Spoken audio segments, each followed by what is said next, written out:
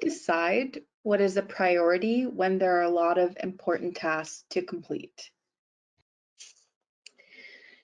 I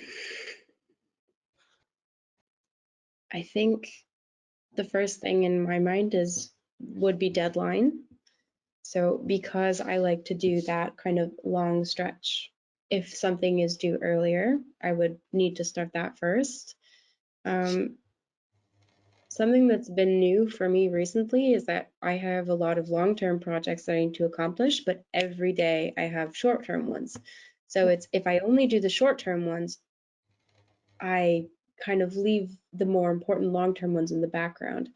So I think perhaps schedule, so like for example, having to do admin on your computer whilst also having to read papers for review, whilst also getting trained in the lab. How do you kind of coordinate all of that? Perhaps setting, I don't know, it's a tough question because I'm still figuring out how to do that. I think deadlines, priorities, breaking it down. So maybe in the morning you do a certain kind of task that are related, so you have the same kind of energy directed towards one thing, versus in the afternoon you do tasks that are more related. So I like to read in the morning. I like to do kind of more heavy studying, memorizing in the morning.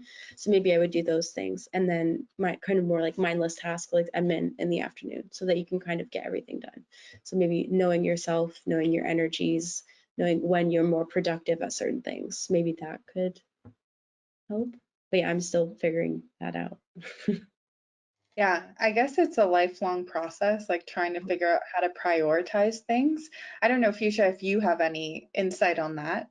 How do we decide what is a priority when we have so many important tasks to complete? Yeah, I think, they can all feel like priorities. I would tend to approach that from a perspective of how do you approach it so you don't feel overwhelmed and so that you don't run in the opposite direction and want to procrastinate. And so often, you hear a lot of things about different ways to approach when you've got a number of different tasks, and you hear like the old Mark Twain thing, like eat the frog. And if you've got 2 frogs to eat, then eat the bigger one first, right? And so, everyone says, oh, get that difficult thing out of the way, and then you'll feel good about yourself and go on. Actually, that's not the greatest advice. If you've got multiple tasks and you are someone who might be prone to procrastination, there's a couple of different approaches here. You can certainly, if you're really feeling a lack of confidence, you can take on a smaller priority.